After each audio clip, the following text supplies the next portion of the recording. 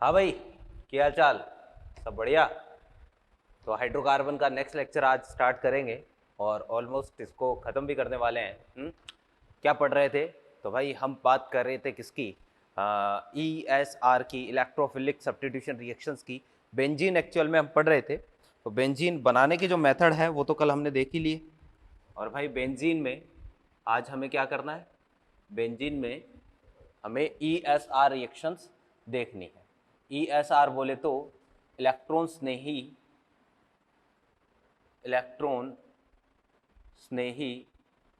प्रतिस्थापन। ठीक है, प्रतिस्थापन अभिक्रियाएं हमें पढ़नी है। तो इलेक्ट्रॉन स्नेही प्रतिस्थापन पढ़नी है। कल मैंने आपको बताया था क्या होता है कि भैया ये हमारे पास क्या है, बेंजीन है, यह हाइड्रोजन है। तो करना क्या है कि कोई इलेक्ट्रोफाइल आएगा और इस हाइड्रोजन को यहाँ से क्या कर देगा, एक तरीके से हटा देगा। और इस हाइड्रोजन को हटाएगा, लेकिन कुछ इस तरीके से हटाएगा कि बेंजीन की एरोमेटिसिटी जो है वो डिस्टर्ब ना हो, बेंजीन की एरोमेटिकता बरकरार रहे। क्यों? क्योंकि भाई एरोमेटिक का एरोमेटिक रहेगा तो स्टेबिलिटी बरकरार रहेगी। और अगर एरोमेटिक से अगर EAR रिएक्शन देगा तो ये वाला बॉन्ड टूट जाएगा, जिससे एरोमेटिक जो है किस में बदल जाएगा, नॉन एरोमेटिक में कन्वर्ट हो जाएगा। तो ज़्यादा स्टेबल कम स्टेबल में कन्वर्ट होगा। हमें ऐसा काम नहीं करना है, ठीक है। तो ESR बोले तो इलेक्ट्रॉन्स ने ही प्रतिस्थापन। तो भाई एरोमेटिसिटी जो है वो इसमें क्या रहती है, बरकरार रहती है। रिएक्शन होती कैसे है, मैकेनिज्म क्या है? तो भाई देखिएगा, भाई कल मैंने वैसे तो आपको बता दिया था कि क्या होता है। ये हमारे पास बेंजीन है ना। और ये इलेक्ट्रॉन्स नहीं आया, इलेक्ट्रॉन्स नहीं को क्या चाहिए, इलेक्ट्रॉन चाहिए। तो इसके पास पाई इलेक्ट्रॉन क्लाउड है, ये अपना पाई इलेक्ट्रॉन क्लाउड इसको देगा, है ना। जैसे ही इलेक्ट्रॉन देगा, ये वाला स्टेप कैसा होता है, स्लो स्टेप होता है, बोले तो RDS होता है। तो भाई जैसे ही ये इलेक्ट्रॉन देगा, हमारे पास कंडीशन कुछ ऐसी आ जाएगी, एक पर E और यहाँ पर हाइड्रोजन, यहाँ पर पॉजिटिव चार्ज। इसको मैंने क्या बोला था, इसको एरिनियम आयन कॉम्प्लेक्स बोला था, एरिनियम आयन, है ना। और ये रेजोनेंस स्टेबलाइज्ड होता है, रेजोनेंस स्टेबलाइज्ड, ठीक है।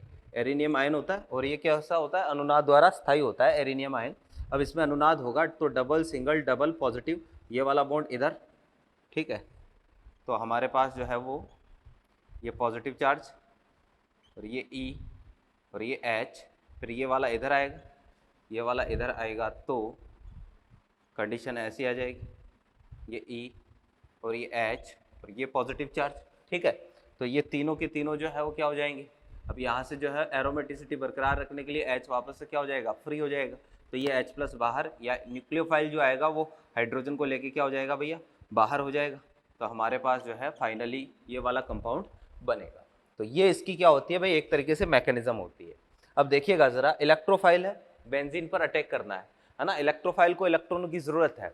अगर इलेक्ट्रोफाइल को इलेक्ट्रॉनों की ज़रूरत है तो इलेक्ट्रोफाइल कहाँ अटैक करेगा, जहाँ इसको इलेक्ट्रॉन घनत्व ज़्यादा मिलेगा। तो मैं लिख देता हूँ, कल इतना तो हमने पढ़ा ही था, ठीक है। सॉरी। अब आज जो पॉइंट बताने जा रहा हूँ, यहाँ से आपको क्या करना है, नोट करना है। इलेक्ट्रॉन्स नहीं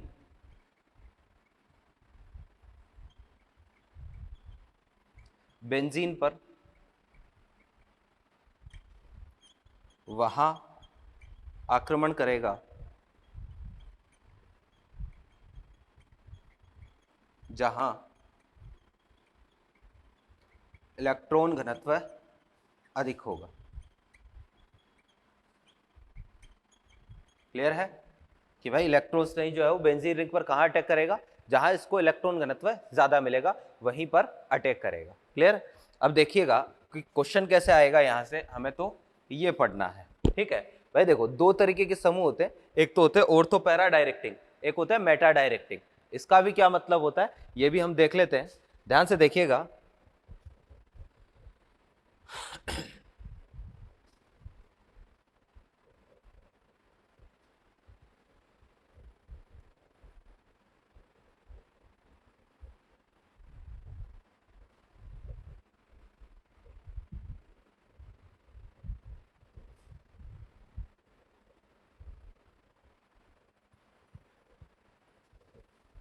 हाँ भाई, देखना जरा,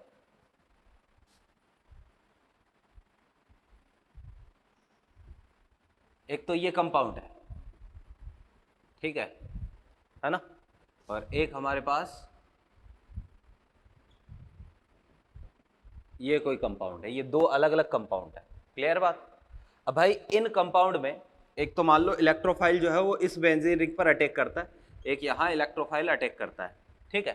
तो अब इलेक्ट्रोफाइल कौन सी पोजीशन पर जुड़ेगा? 1 2 3, ये पोजीशन है 1 2 3, कि भाई इन तीनों पोजीशन में से ये वाला इलेक्ट्रोफाइल कहाँ जुड़ेगा, इन तीनों पोजीशन में ये इलेक्ट्रोफाइल कहाँ जुड़ेगा, हमें ये चेक करना है, ठीक है। अब आप चाहे तो 1 2 3 ऐसे भी कर सकते हो, क्योंकि ये दोनों पोजीशन सेम है और ये दोनों पोजीशन भी कैसी है, सेम है। यहाँ पर ये दोनों पोजीशन सेम है और ये दोनों पोजीशन कैसी है, सेम, ठीक है।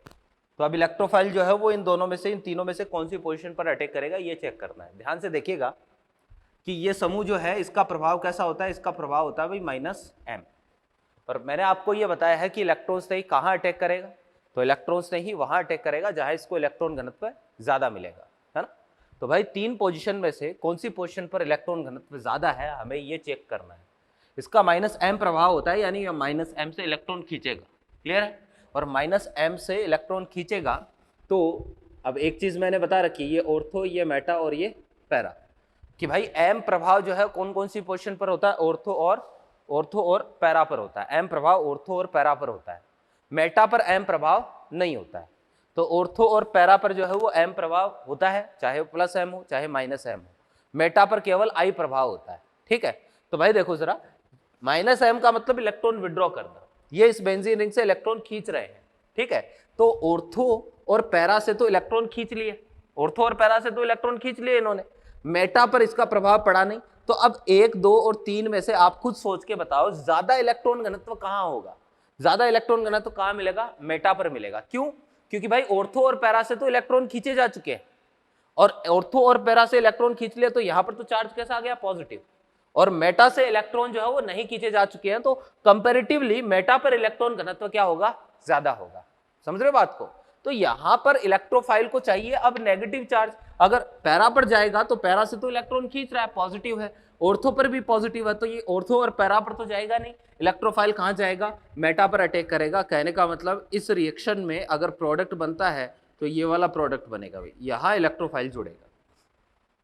क्लियर है बात? यहां चेक करिएगा जरा, इसका प्रभाव कैसा, +m, है ना।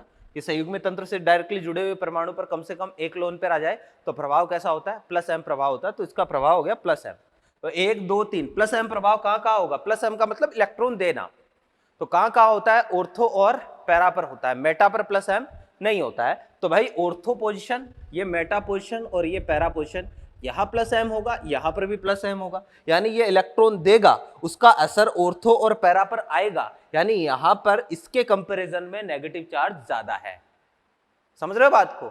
यहां पर इसके कंपैरिजन में नेगेटिव चार्ज ज्यादा है, तो इलेक्ट्रोफाइल ऑर्थो पर भी जाएगा, इलेक्ट्रोफाइल पैरा पर भी जाएगा, यानी यहां पर दो प्रोडक्ट पॉसिबल है। एक तो ये वाला प्रोडक्ट बन सकता है OH, इलेक्ट्रोफाइल जो है कहां जुड़ जाए, ऑर्थो पर। एक ये वाला प्रोडक्ट भी बन सकता है OH, और इलेक्ट्रोफाइल कहां जुड़ जाए, पैरा पर। ये दो प्रोडक्ट यहां पर संभव है। क्लियर है बात? अब भाई इन दोनों में से ज्यादा कौन सा बनेगा इसकी बात तो हम बाद में कर लेंगे, ठीक है। लेकिन पहले ये समझो कि ये दो प्रोडक्ट क्यों संभव है, क्योंकि इसका प्रभाव जो है वो +m है, और ऑर्थो और पैरा पर ये क्या करेगा, +m से इलेक्ट्रॉन देगा। और इलेक्ट्रोफाइल हमेशा वहीं पर जाता है जहां पर इसको इलेक्ट्रॉन घनत्व ज्यादा मिलता है। तो ऑर्थो पैरा पर इसको इलेक्ट्रॉन घनत्व ज्यादा मिल रहा है, इसलिए इलेक्ट्रोफाइल कहां जाएगा भाई, ऑर्थो और पैरा पोजीशन पर जाएगा। मेरे ख्याल से बात समझ में आ रही होगी, आ रही है ना, ठीक है ना। हाँ देखो जरा, तो भाई ये कंडीशन, तो देखो कि +m प्रभाव वाले समूह, ऐसा समूह जो +m है, तो +m प्रभाव वाले के केस में ऑर्थो और पैरा पर जाके इलेक्ट्रोफाइल जुड़ रहा है, इसलिए +m प्रभाव वाले समूह जो है उनको हम बोलते हैं ऑर्थो पैरा डायरेक्टिंग समूह। तो मैं यहां पर लिख देता हूं कि भाई +m प्रभाव वाले समूह बेंजीन वलय की ऑर्थो तथा पैरा स्थितियों पर, है ना, ये +m प्रभाव वाले समूह जो है बेंजीन वलय की ऑर्थो और पैरा स्थितियों पर इलेक्ट्रॉन घनत्व बढ़ाते हैं। ठीक है, कि भाई बेंजीन की ऑर्थो और पैरा स्थितियों पर इलेक्ट्रॉन घनत्व बढ़ाते हैं, अतः आने वाला इलेक्ट्रॉन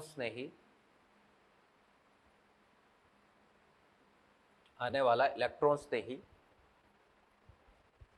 कहाँ अटैक करेगा भाई? आने वाला इलेक्ट्रॉन स्नेही जो है वो ऑर्थो और पैरा स्थितियों पर आक्रमण करेगा।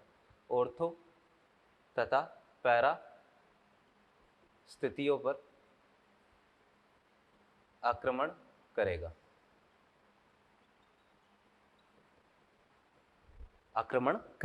ठीक है। अतः प्लस एम वाले प्रभाव, प्लस एम प्रभाव वाले समूह को क्या कहेंगे? ऑर्थो पैरा निर्देशी समूह कहा जाता है। ऑर्थो पैरा निर्देशी कहा जाता है, ठीक है। तो भाई प्लस एम प्रभाव वाले जो समूह है ना, उनको ऑर्थो पैरा निर्देशी बोलते हैं। क्यों?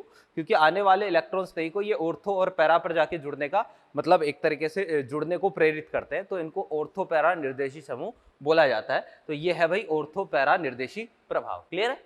यहां पर बात करें तो भाई यहां पर मैं लिखूंगा माइनस एम प्रभाव वाले समूह, ऑर्थो तथा पैरा से इलेक्ट्रॉन खींच लेते हैं। अतः इन स्थितियों पर इलेक्ट्रॉनों की कमी हो जाती है। इलेक्ट्रॉन घनत्व घट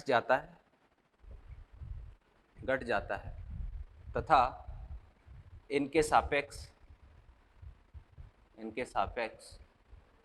अब मेटा पर इलेक्ट्रॉन घनत्व अधिक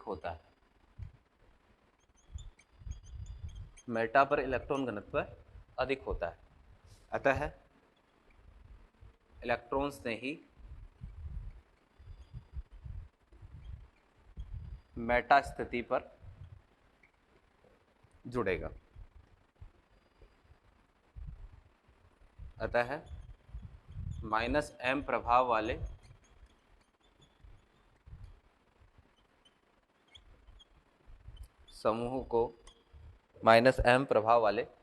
समूहों को मेटा निर्देशी समूह कहा जाता है। क्लियर है बात? ठीक है। तो भाई ऑर्थो और पैरा निर्देशी क्या होते हैं? जो आने वाले इलेक्ट्रॉन स्नेही को ऑर्थो और पैरा स्थिति पर जुड़ने के लिए निर्देशित करे कि भाई तू ऑर्थो पर जा, तू पैरा पर जा, तेरे को ऑर्थो पैरा पर जाना है क्योंकि वहां पर इलेक्ट्रॉन घनत्व ज्यादा है। और मेटा निर्देशी का मतलब आने वाले इलेक्ट्रॉन स्नेही को जो मेटा पर निर्देशित करे, मेटा पर जाने के लिए प्रेरित करे, उनको मेटा निर्देशी बोलेंगे। मेरे ख्याल से बात समझ में आ रही होगी आपकी, ठीक है।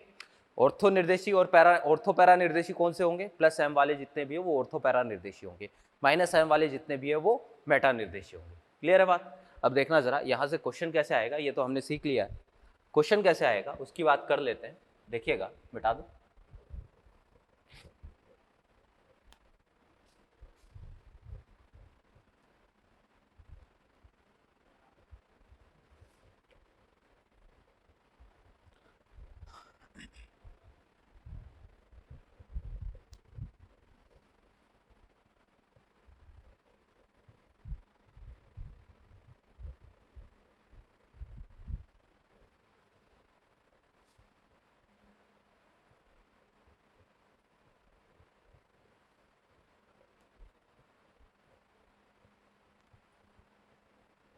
हाँ जी भैया, देखिएगा।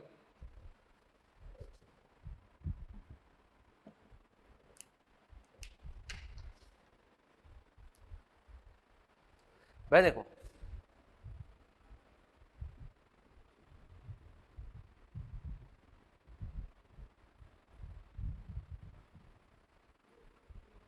ठीक है, आपको जो है वो इन चारों पोजीशन में से ये बताना है कि इलेक्ट्रॉन से ही कौन सी स्थिति पर आक्रमण करेगा। जो पोजीशन में इंडिकेट कर रहा हूं ना, वहां पर आपको यही बताना है कि इलेक्ट्रॉन्स ने ही जो है वो कौन सी पोजीशन पर आक्रमण करने वाला है। ठीक है, ध्यान से देखिएगा भाई।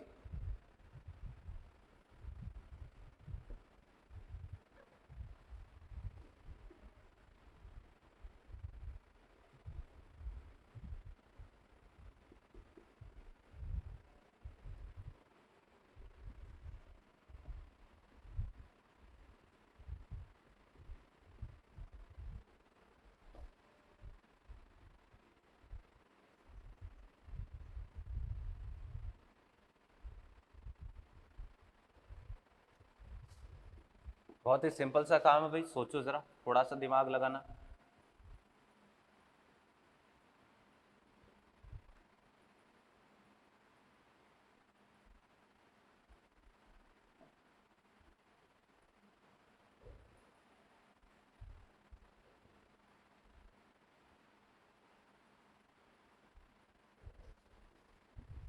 बताओ ज़रा कि भाई आने वाला इलेक्ट्रॉन्स ने ही जो है वो कहाँ और कौन सी पोजीशन पर अटैक करेगा।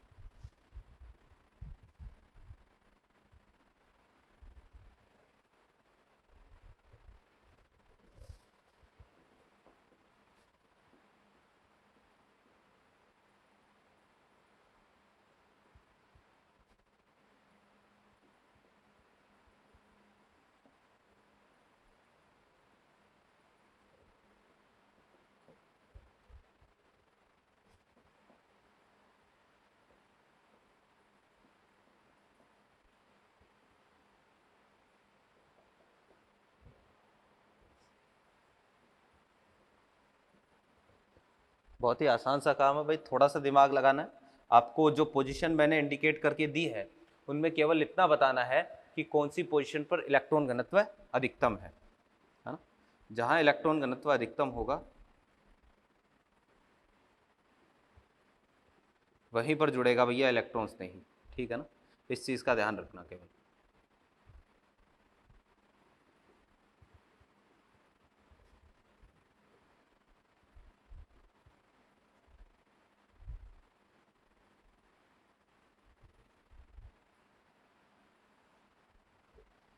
ठीक है, देखना ज़रा, चेक करते हैं कि भाई आने वाला इलेक्ट्रॉन्स नहीं जो है वो जो पोजीशंस इंडिकेट करी गई है उनमें से किस पोजीशन पर आके जुड़ेगा। सबसे पहले देखिएगा, इसमें बात करते हैं NO2। NO2 का प्रभाव -m और यहाँ पर प्रभाव -m। अब -m प्रभाव कहाँ कहाँ होता है, ऑर्थो और -m वाले पहली बात बताओ मेटा डायरेक्टिंग होते हैं, है ना। ऑर्थो और पैरा पर तो जाके जुड़ ही नहीं सकता, क्योंकि ऑर्थो और पैरा से तो ये इलेक्ट्रॉन घनत्व खींच चुके हैं, इलेक्ट्रॉन खींच चुके हैं। इस NO2 के सापेक्ष ये वाला ऑर्थो और ये वाला भी क्या होगा, ऑर्थो होगा। ठीक है, इस NO2 के सापेक्ष ये वाला मेटा होगा और इस NO2 के सापेक्ष ये वाला पैरा होगा।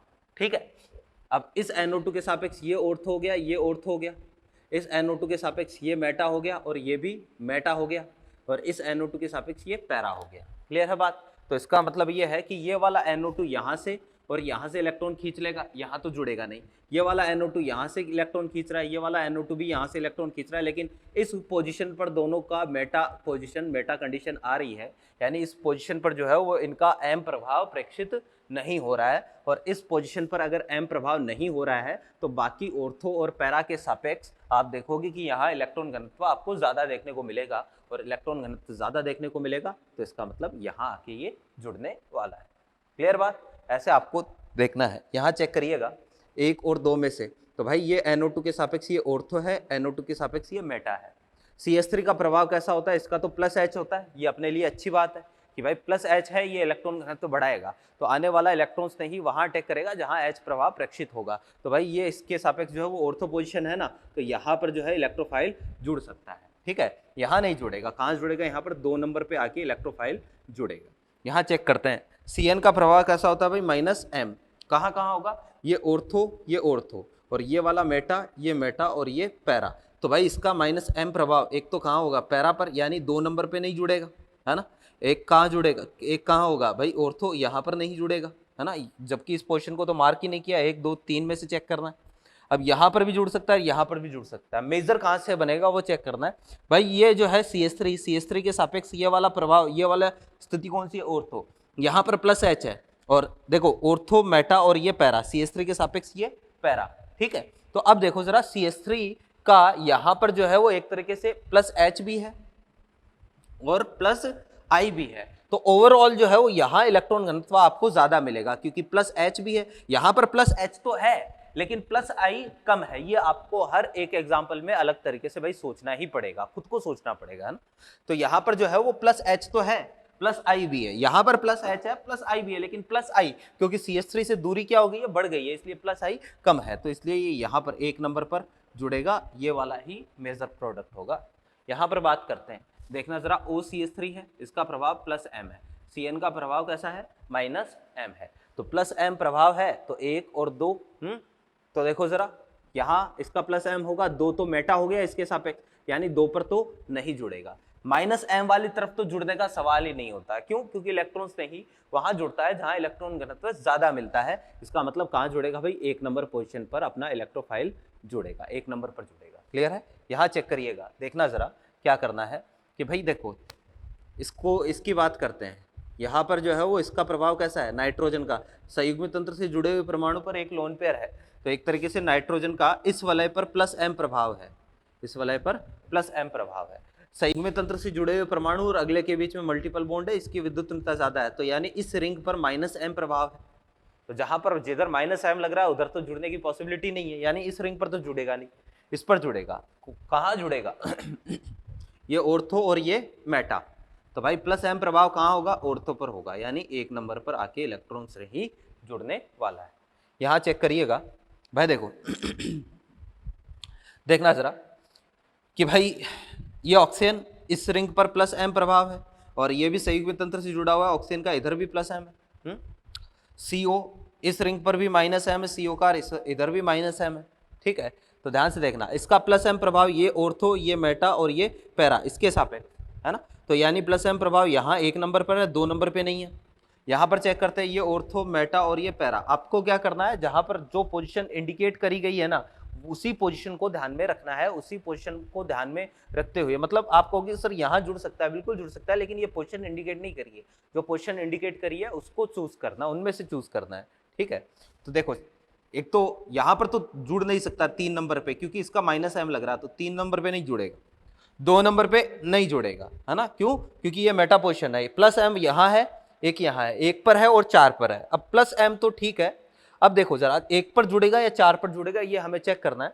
इस ऑक्सीजन का प्रभाव और कैसा होता है भाई, ऑक्सीजन का प्रभाव जो है इसके साथ ही और होता है, कैसा भाई, इसका प्रभाव जो है माइनस I भी होता है, ठीक है ना, प्लस M तो है, दोनों जगह कॉमन है, माइनस I भी है। अब एक चीज और देखना कि भाई ये कार्बन, फिर 1 2 तीसरा परमाणु, ये कार्बन 1 2 और ये तीसरा परमाणु, यानी यहां से भी दूरी क्या है इसकी, बराबर सी की है, ठीक है। तो भाई इसका मतलब अब माइनस I भी अप्लाई करना पड़ेगा, यहां पर माइनस I है, यहां पर भी माइनस I है, जहां पर माइनस I होगा, ज्यादा होगा, वहां इलेक्ट्रॉन घनत्व कम होगा, तो यहां पर दूरी कम है, माइनस I ज्यादा है, यहां पर माइनस I कम है, इसका मतलब यहां पर ओवरऑल कहां जुड़ेगा, इलेक्ट्रॉन्स नहीं 4 नंबर पोजीशन पर जुड़ेगा। बस केवल इलेक्ट्रॉन घनत्व चेक करना भाई, इलेक्ट्रॉन घनत्व मैं पहले भी आपको एक बार GOC में जब हमने MHI का एप्लीकेशन पढ़ा था, वहीं पर शुरू में मैंने आपको इलेक्ट्रॉन घनत्व चेक करना बता दिया था, ठीक है। यहाँ चेक करते हैं, Cn का प्रभाव माइनस M है ना, इसका प्रभाव प्लस M, तो माइनस M वाली साइड तो जुड़ने का सवाल ही नहीं होता है। ये ऑर्थो, ये मेटा और ये पैरा, अब भाई ऑर्थो और पैरा पर जितना प्लस M यहाँ है उतना ही प्लस M यहाँ है, ठीक है। प्लस M बराबर आ गया, माइनस I चेक करो, OCH3 का माइनस I, यहाँ पर भी माइनस I, यहाँ माइनस I ज्यादा होगा तो इलेक्ट्रॉन घनत्व कम हो जाएगा, तो इसका मतलब यहाँ पर भी कहाँ जुड़ेगा भाई, 4 नंबर पोजीशन पर जुड़ेगा, ठीक है। यहाँ चेक करते हैं, तो भाई देखो जरा, NO2 के सापेक्ष ये ऑर्थो है, NO2 का माइनस M इसका प्लस H है ना, तो ये ऑर्थो है, यहाँ तो जुड़ ही नहीं सकता, इस NO2 के सापेक्ष ये ऑर्थो है, यहाँ जुड़ ही नहीं सकता। इसके सापेक्ष ये वाली पैरा पोजीशन है, यहाँ जुड़ेगा, फिर भी ये वाली ही बची क्योंकि दो तो हमने कैंसिल कर दी, तो ये साइड बची तो यहीं जुड़ेगा। ठीक है, यहाँ चेक करते हैं, देखना जरा कि भाई ये NO2 का -M यानी इस रिंग पर तो जुड़ ही नहीं सकता, 3 नंबर पर तो जुड़ेगा ही नहीं। CO संयुग्मी तंत्र से जुड़े हुए परमाणु पर जो है वो और अगले परमाणु के बीच में मल्टीपल बॉन्ड है, -M प्रभाव है, तो भाई 4 नंबर पर भी नहीं जुड़ेगा। बचा 1 और 2। OCH3 का प्रभाव कैसा, +M, ये ऑर्थो ये मेटा, +M का प्रभाव ऑर्थो और मेटा में से कहाँ होता है, ऑर्थो पर होता है, यानी कहाँ जुड़ेगा, इलेक्ट्रॉन्स नहीं 1 नंबर पर जुड़ेगा। तो इस तरह के क्वेश्चन आ सकता है, ठीक है ना, कि इलेक्ट्रॉन्स से ही जो है वो कौन सी पोजीशन पर जुड़ेगा। इसके अलावा और क्वेश्चन कैसे आएगा, एक क्वेश्चन ऐसा भी दे सकता है आपको कि भाई निम्न दिए गए यौगिकों को ESR के प्रति क्रियाशीलता के क्रम में व्यवस्थित करो, इस तरह के क्वेश्चन भी आ सकता है, तो उसकी बात भी हम कर ही लेते हैं, देखिएगा।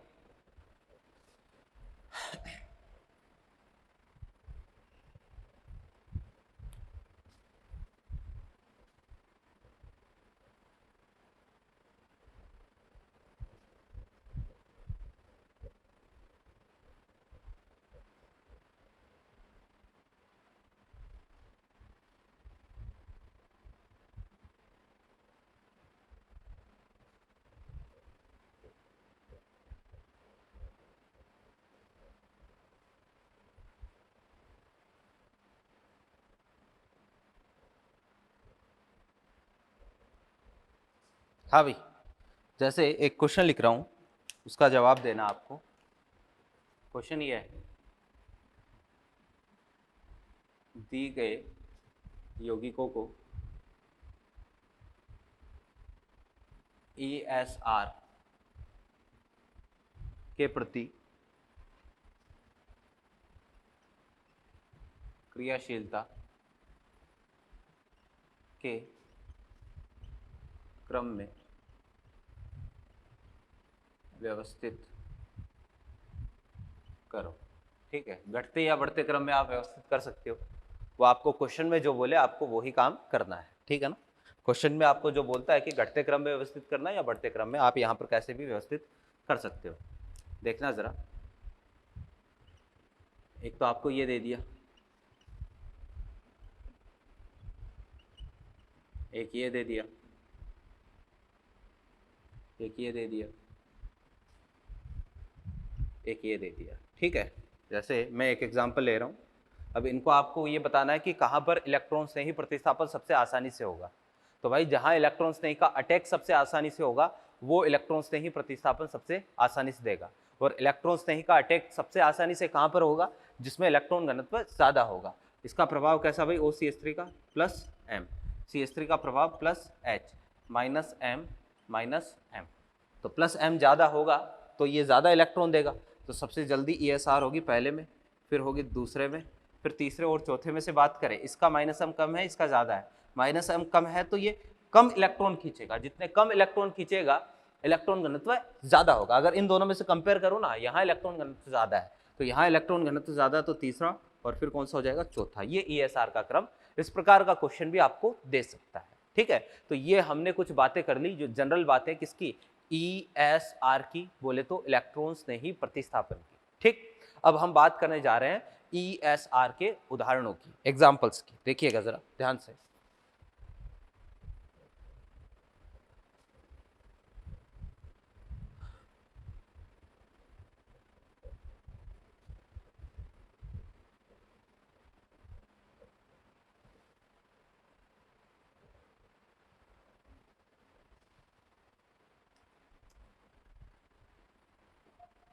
ESR के एग्जाम्पल्स।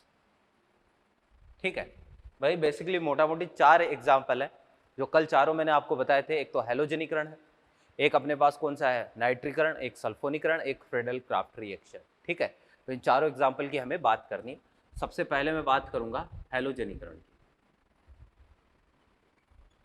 हैलोजनीकरण, इंग्लिश में इसको बोलते हैं हैलोजिनेशन।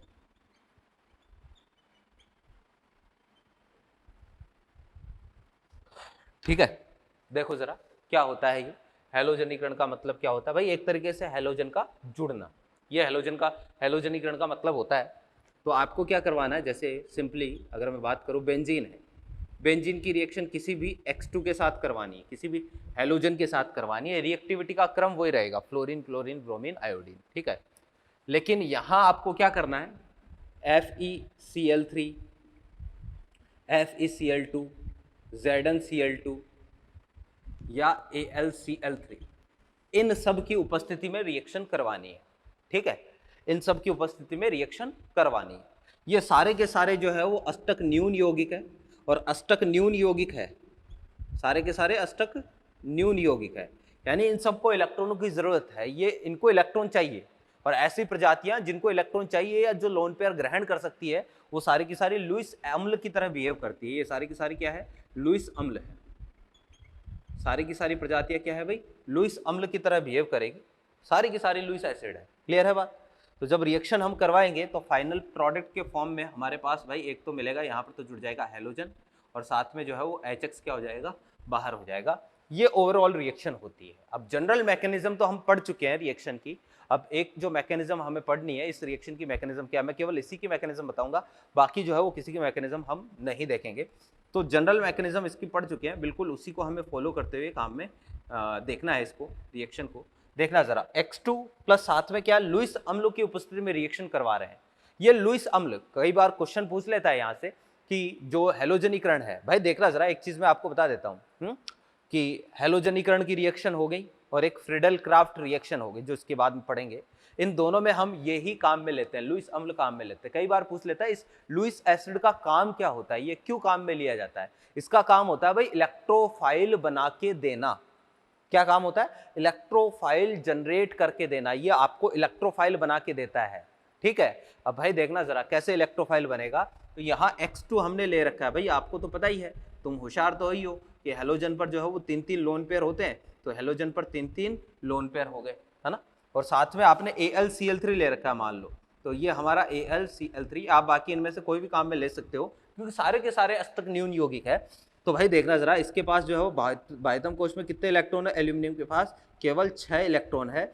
ये जो है वो एक लुईस एसिड है, ठीक है। तो लुईस एसिड है तो इसको क्या चाहिए, इसको इलेक्ट्रॉन चाहिए। तो क्या होगा, हेलोजन जो है वो अपना इलेक्ट्रॉन किसको देगा, एल्यूमिनियम को देगा, क्योंकि इसको इलेक्ट्रॉन की जरूरत है। तो इसने हेलोजन ने कहा कि भाई कोई बात नहीं, तेरे को इलेक्ट्रॉन की जरूरत है, तेरा भाई अभी जिंदा है, मैं तेरे को इलेक्ट्रॉन देता हूँ। तो इसने इलेक्ट्रॉन दिया, तो हेलोजन, और भाई अपने पास कंडीशन ये आएगी Cl और ये Cl, ये Cl, लेकिन जैसे ही इलेक्ट्रॉन दिया हेलोजन पर चार्ज कैसा आ गया, पॉजिटिव चार्ज आ गया, है ना। तो हेलोजन को पता चला, अरे ये मैंने क्या कर दिया, मेरे पर तो पॉजिटिव चार्ज आ गया। तो अब हेलोजन क्या करेगा भाई, इस बंद के इलेक्ट्रॉन जो है वो खुद लेके क्या हो जाएगा, भाग जाएगा। और जैसे ही इलेक्ट्रॉन लेके जाएगा तो एक तो बनेगा X+, एक बनेगा भाई AlCl3X-। क्लियर है, ये लो जी, है ना। इस तरीके से रिएक्शन होगी। तो क्या हुआ भाई, अब ये वाला बॉन्ड टूटेगा तो ये तो X+ आ गया, और इस पर ओवरऑल चार्ज कैसा आएगा, नेगेटिव चार्ज आएगा। ये X+ ही अपना क्या है, इलेक्ट्रॉन स्नेही है ना।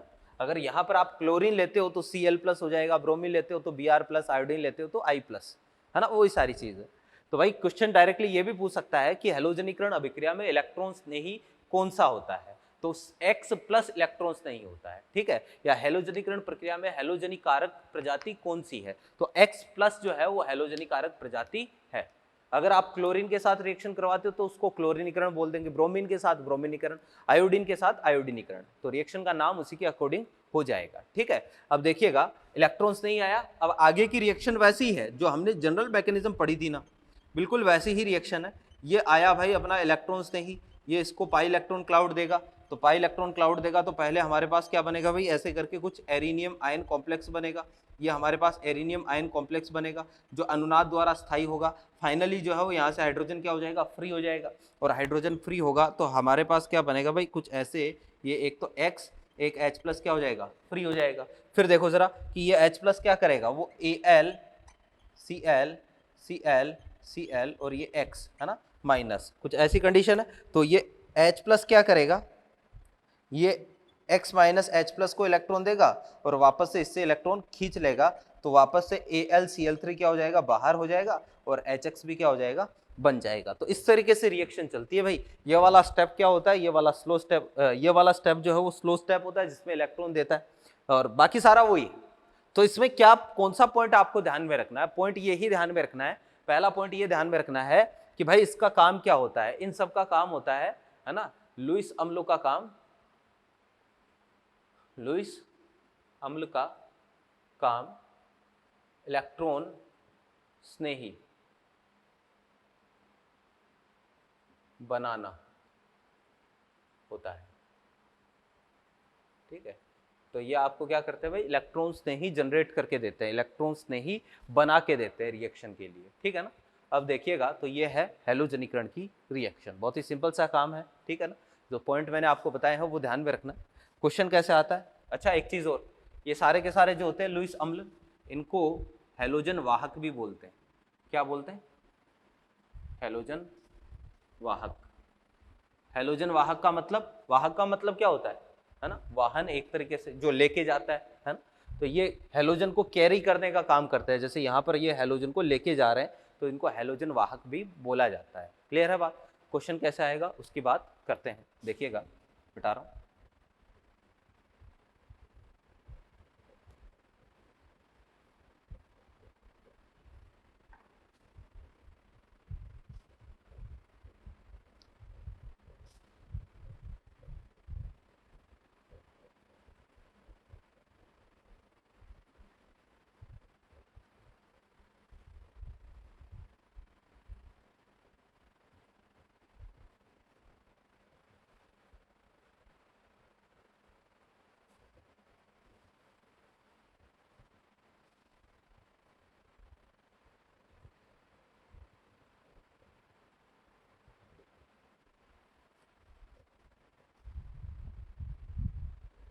हाँ भाई, देखना जरा कि भाई हैलोजन वाहक है ना, क्वेश्चन कैसे आएगा। क्वेश्चन जैसे मैं लिख के दे दूं कि भाई टोलुइन की अभिक्रिया क्लोरीन के साथ हैलोजन वाहक की उपस्थिति में तथा अनुपस्थिति में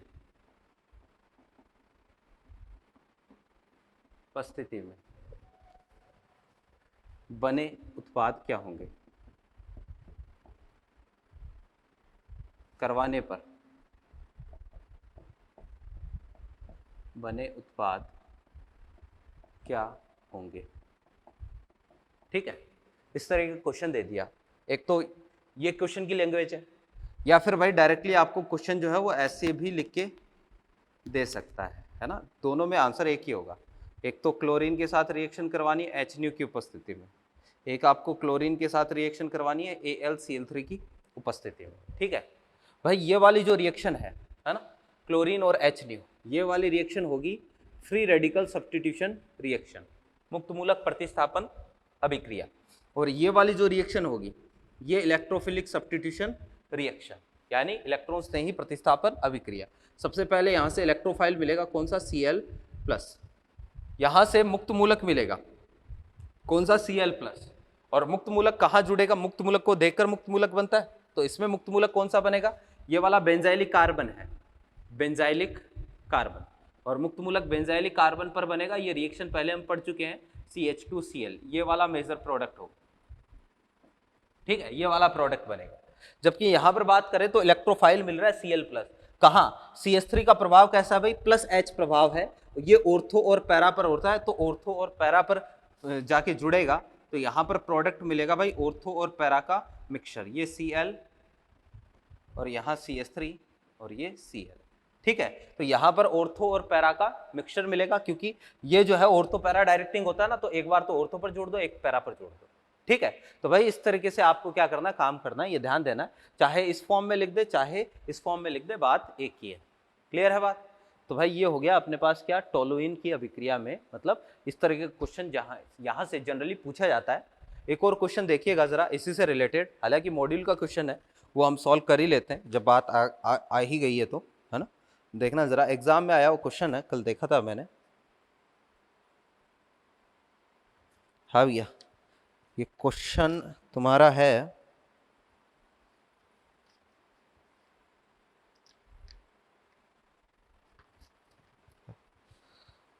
हाँ भाई,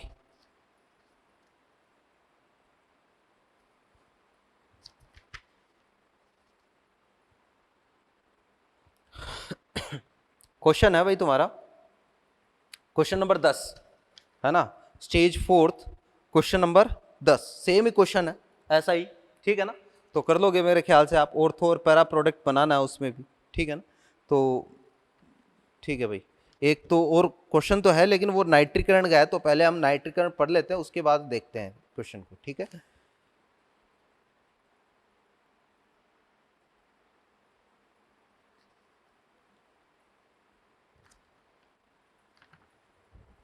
हाँ भाई, पहले एक दो कंसेप्ट और देख लेते हैं, उसके बाद वो क्वेश्चन सॉल्व करते हैं। तो भाई इस तरह के क्वेश्चन यहां से आ सकते हैं, सिंपल सा काम है भाई, जो अगली रिएक्शन में बताने जा रहा हूं हैलोजनीकरण के बाद में, वो है भाई अपने पास सल्फोनीकरण।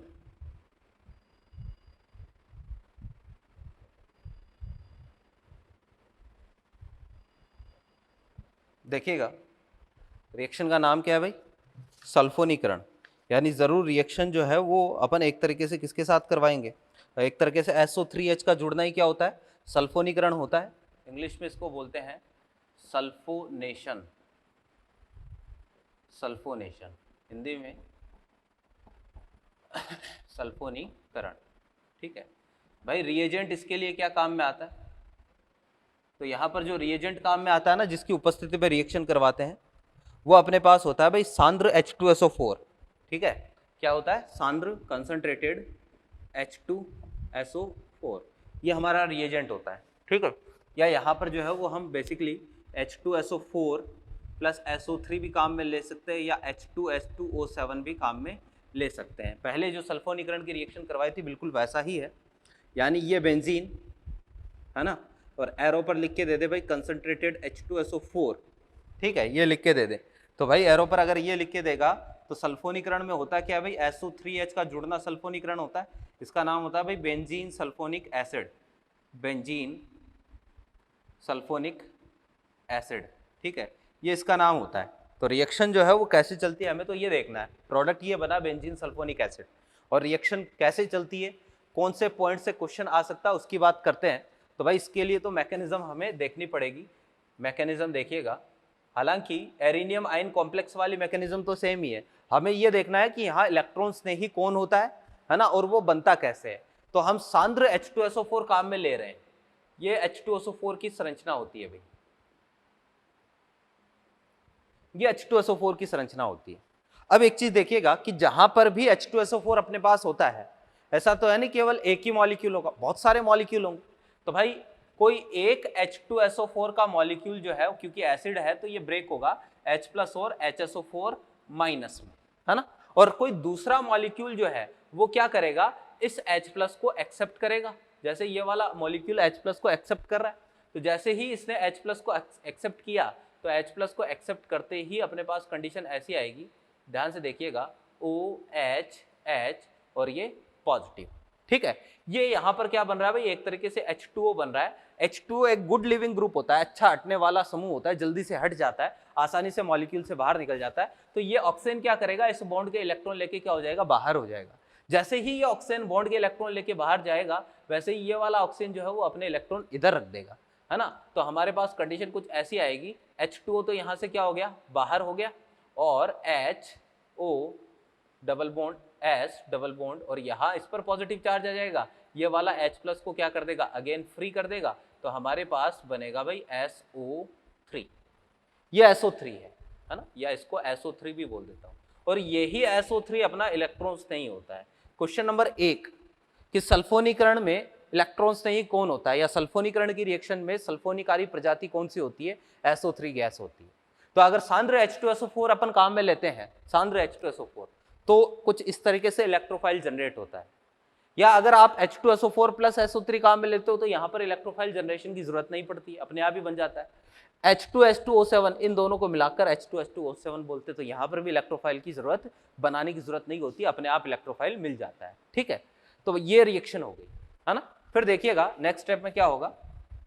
अब ये इलेक्ट्रॉन्स नहीं कैसे होता है, याद करो मैंने आपको एक चीज बताई थी इलेक्ट्रॉन स्नेही और नाभिक स्नेही में कि भाई देखो कि अगर दो अलग अलग विद्युत ऋणता वाले परमाणु के बीच में बहुबंध हो, है ना, तो ये इलेक्ट्रॉन स्नेही की भांति बिहेव कर सकता है। तो ये दोनों की विद्युत ऋणता अलग अलग है, दोनों के बीच में बहुबंध है, ये एक कंपाउंड है जो किसकी तरह भांति काम कर सकता है, ये कंपाउंड जो है वो इलेक्ट्रॉन स्नेही की भांति काम कर सकता है। कैसे करेगा वो यहां पर हम सीखने वाले हैं। तो भाई SO3 आया, ये इलेक्ट्रॉन स्नेही है, कैसे है अभी बात करेंगे। ये अपना पाई इलेक्ट्रॉन क्लाउड इसको देगा, जैसे ही ये पाई इलेक्ट्रॉन क्लाउड इसको देगा, सल्फर के पास वैकेंट डी ऑर्बिटल होते हैं भाई, तो ये वाले बॉन्ड जो है वो इधर शिफ्ट हो जाएंगे, तो हमारे पास जो है वो बनेगा एरिनियम आयन कॉम्प्लेक्स।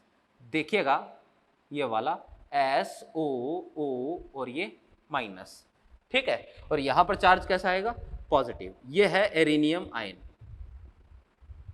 ठीक है, और ये अनुनाद द्वारा आपको पता है स्थायी है, अनुनाद चलेगा, बार बार चलाने की जरूरत नहीं है। फाइनली क्या होगा, यहाँ से H+ बाहर निकलेगा और ये वाला बॉन्ड यहाँ पर आ जाएगा, तो हमारे पास कंडीशन ये आ जाएगी भाई, ये बना SO3 माइनस, और क्योंकि सॉल्यूशन में H+ बहुत सारे हैं तो ये किसी H+ को एक्सेप्ट करके किस में बदल जाएगा, SO3H में बदल जाएगा। मैंने रिएक्शन शॉर्ट में लिखी है, पूरी डिटेल में नहीं बताई है, पूरी डिटेल में पहले अपन ये रिएक्शन, इसकी जनरल रिएक्शन पढ़ चुके हैं, तो बार बार लिखने की जरूरत नहीं पड़ेगी।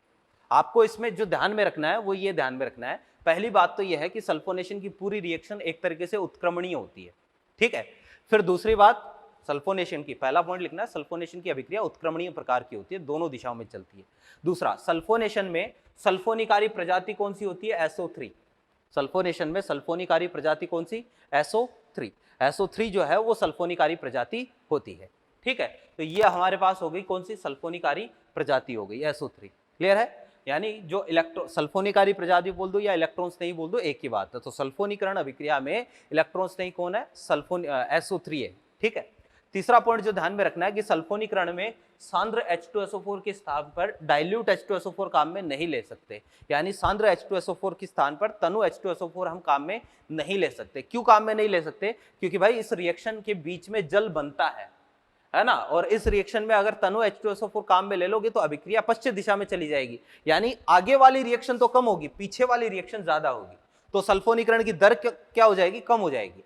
आगे वाली रिएक्शन तो धीरे हो जाएगी, पीछे वाली तेज हो जाएगी, यानी ये रिएक्शन आगे की तरफ कम जाएगी, पीछे की तरफ ज्यादा आएगी, ठीक है ना। तो सल्फोनीकरण की दर क्या हो जाएगी, रेट ऑफ सल्फोनेशन डिक्रीज हो जाएगी, तो इसमें तनु H2SO4 हम काम में नहीं लेते हैं। ये सल्फोनीकरण की एक जनरल सी रिएक्शन है। क्लियर है बात। तो भाई ये आपको क्या करना है, सल्फोनीकरण कुछ इस तरीके से हम क्या करते हैं, करवाते हैं, ठीक है। क्वेश्चन हम इस पर भी एक साथ ही करेंगे। नेक्स्ट रिएक्शन की बात कर लेते हैं सल्फोनीकरण के बाद में, जो अगली रिएक्शन है अपने पास, जिसका नाम है भाई नाइट्रीकरण। देखिएगा सर, सिंपल सा काम है, नाइट्रीकरण भी ऐसी ही एक रिएक्शन है, नाइट्रीकरण, उसको भी देख लेते हैं।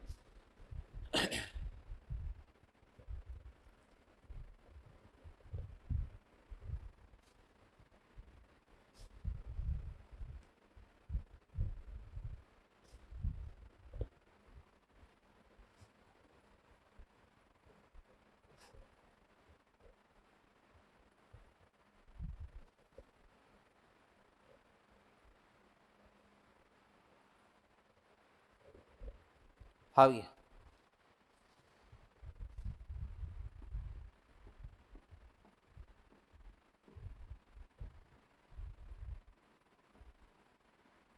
नाइट्रीकरण देखना जरा कि भाई नाइट्रीकरण की रिएक्शन जो है वो क्या होती है, नाइट्रेशन,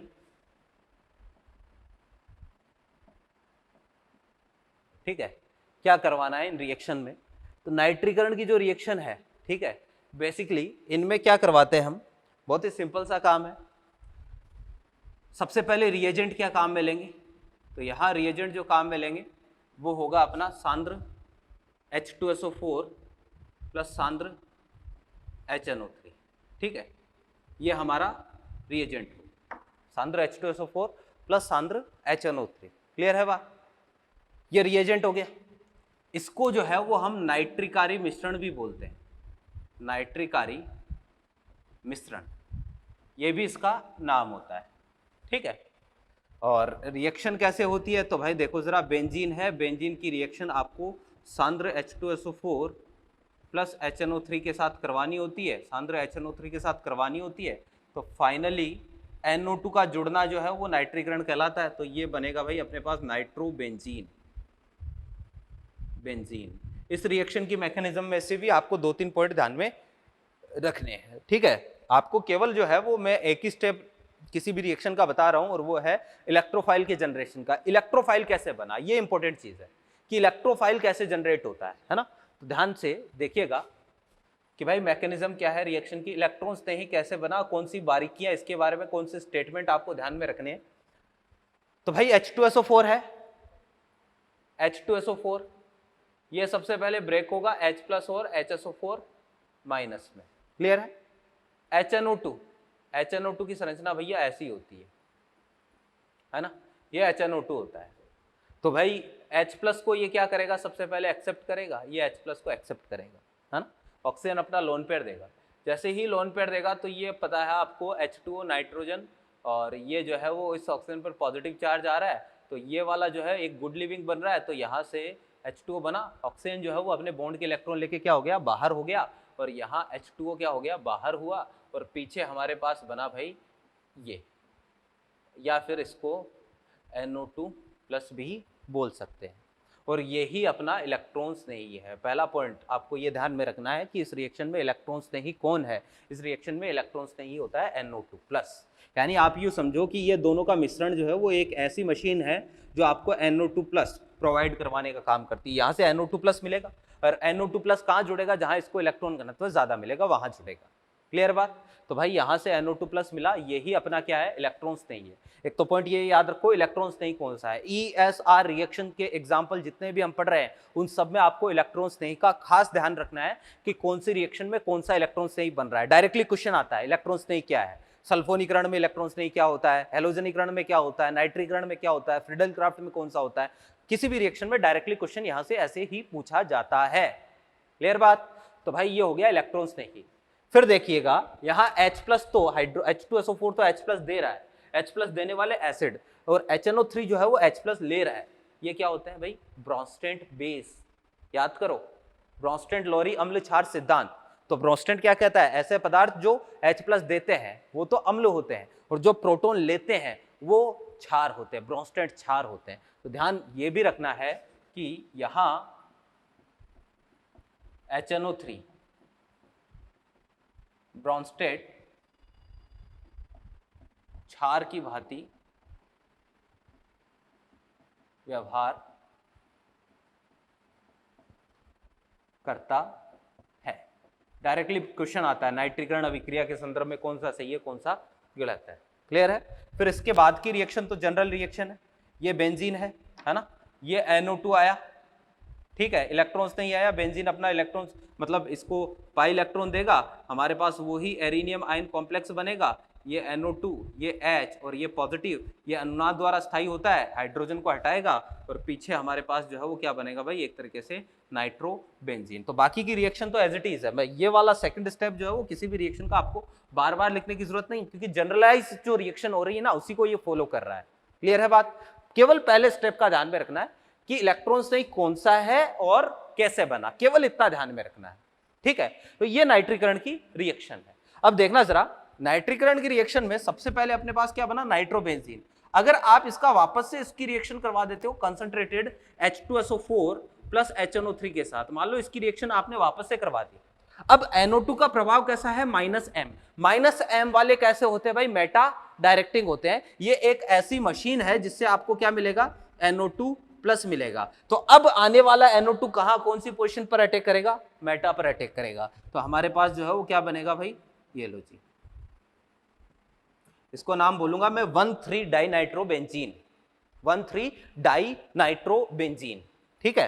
फिर देखना जरा, अच्छा एक चीज और, मैंने आपको कहा कि भाई इसमें और इसमें से चेक करूं, है ना।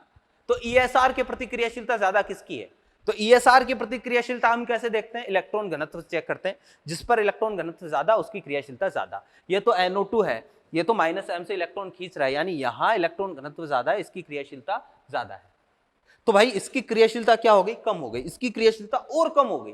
तो ये वाला जो है ना वो आसानी से रिएक्शन नहीं करेगा, यहां पर आपको इसको गर्म करना पड़ता है, लगभग 55 डिग्री सेंटीग्रेड के आसपास जब हीट करते हो तो जाके रिएक्शन होती है, ठीक है। और फिर नीचे वाला जो कंपाउंड है, ठीक है ना, ओके सॉरी 55 नहीं 90 पर रिएक्शन होती है। इसको जो है वो आप ऑलमोस्ट कितने पर 90 डिग्री सेंटीग्रेड पर इसको हीट करते हो तो जाके रिएक्शन होती है। और फिर इसके बाद में जो है अगर आप इसका और ज्यादा नाइट्रेशन करवाते हो, इसको मैं और कंसंट्रेटेड H2SO4 और साथ में HNO3 के साथ ट्रीट करता हूं, अगेन आपको यहां से क्या मिलेगा NO2 प्लस। अब देखो जरा इसकी कौन सी साइड पर जाके जुड़ेगा, 1 2 3, इन तीनों साइड में से कहां जाके जुड़ेगा, ऐसा मैंने बताया था अभी 3 पर। क्यों, ये 3 के सापेक्ष मेटा, 3 पर ये भी मेटा है और ये दोनों के दोनों मेटा डायरेक्टिंग है। तो भाई अब यहां हमारे पास बनेगा NO2 NO2 और ये NO2, इसका नाम क्या हो जाएगा 135। देखो 1 2 3 4 5 और ये 6, 135 ट्राई नाइट्रो बेंजीन, है ना। अब भाई इसकी क्रियाशीलता जो है, इसकी क्रियाशीलता कम, तो 90 पर, इसकी क्रियाशीलता तो और कम हो जाएगी, तो यहाँ टेम्परेचर और बढ़ाना पड़ेगा, है ना। क्रियाशीलता को आपको अगर इंक्रीज करना है तो हम क्या करते हैं भाई, एक तरीके से जो है टेम्परेचर बढ़ा देते हैं। तो इसका नाम क्या है 135 ट्राई नाइट्रो बेंजीन, इसको TNB भी बोलते हैं और ये एक विस्फोटक होता है, विस्फोटक पदार्थ होता है, ठीक है ना। तो भाई ये आपको नाइट्रेशन में छोटे छोटे पॉइंट्स है जो ध्यान में रखने हैं, क्लियर है बात। तो भाई बेंजीन है, इस पर एक रिएक्शन अपनी बाकी है जिसको फ्रीडल क्राफ्ट रिएक्शन हम बोलते हैं। तो नेक्स्ट क्लास में हम आपको फ्रीडल क्राफ्ट रिएक्शन जो है वो भी कवर करवा देंगे। कुछ क्वेश्चंस जो है वो मैं टिक करवा रहा हूँ, आपको वो करने हैं। सबसे पहले स्टेज फर्स्ट, है ना, स्टेज फर्स्ट में क्वेश्चन नंबर 181, ठीक है, 181 के बाद में क्वेश्चन नंबर 184, 185, 187, 188, 189, ठीक है, फिर 190, 194, 195, 195 के बाद में 198, ठीक है, और फिर 199, 200, 201, 202, 203, 205, 205 के बाद में 206, 208, 208 के बाद में 209, 210, ठीक है, फिर 213, 214, 215, ठीक है, ये करने। स्टेज थर्ड में, स्टेज सेकंड में क्वेश्चन नंबर, सेकंड में रहने देना, एक बार थर्ड में आ जाओ। थर्ड में क्वेश्चन नंबर 4 करना है भैया, क्वेश्चन नंबर 4, ठीक है। बाकी तो क्योंकि मैंने टिक करवा दिए थे आपको, 4 के बाद में आपको करना है क्वेश्चन नंबर 14, ठीक है। फिर 14 के बाद में क्वेश्चन नंबर ये अपना 16। भाई EAR रिएक्शन को EAS भी बोलते हैं, इलेक्ट्रोफिलिक एरोमेटिक सब्स्टिट्यूशन, वो एक ही बात है ना। फिर क्वेश्चन नंबर 17, ठीक है। फिर इसके बाद में हाँ भाई क्वेश्चन नंबर 30,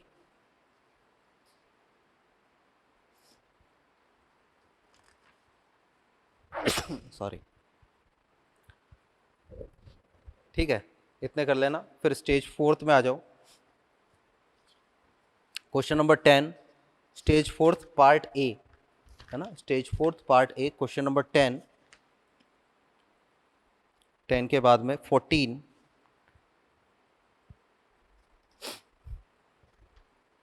फिर पार्ट बी,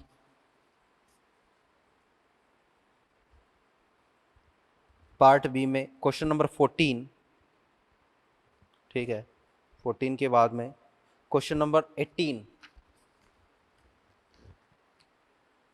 ठीक है,